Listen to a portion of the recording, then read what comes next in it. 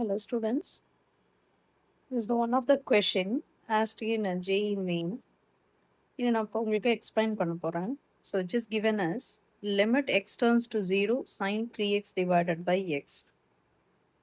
Already we know that limit x turns to 0 into sin x divided by x is equal to 1. This is the predefined concept. I am going to use this. So limit x turns to 0 into sin 3x is divided by x. இது கொடுத்திருக்காரு value.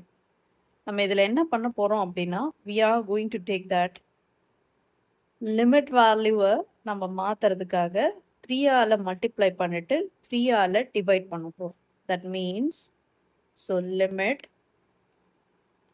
x turns to 0 into 3 into sin 3x divided by 3x.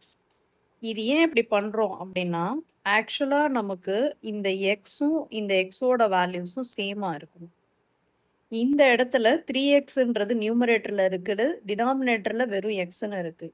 So டினாமினேட்டர்லேயும் நம்ம 3xை change பண்ணுறதுக்காக தான் நியூமரேட்டரையும் டினாமினேட்டரையும் 3ஆல் multiply and 3ஆல் divide பண்ணியிருக்கோம்.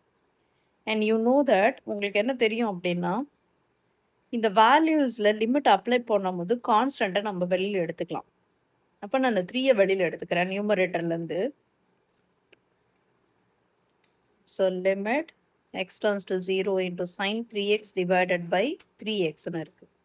இப்போ இந்த கான்செப்டை பார்க்கும்போது உங்களுக்கு நல்லாவே தெரியும். ஸோ இந்த value it's goes to as 1ன்னு வரப்போகுது. ஏன்னா ஆல்ரெடி நமக்கு ப்ரீடிஃபைண்டாக இருக்கக்கூடிய கான்செப்டை நம்ம யூஸ் பண்ண போகிறோம். That is 3 into 1. The answer is 3.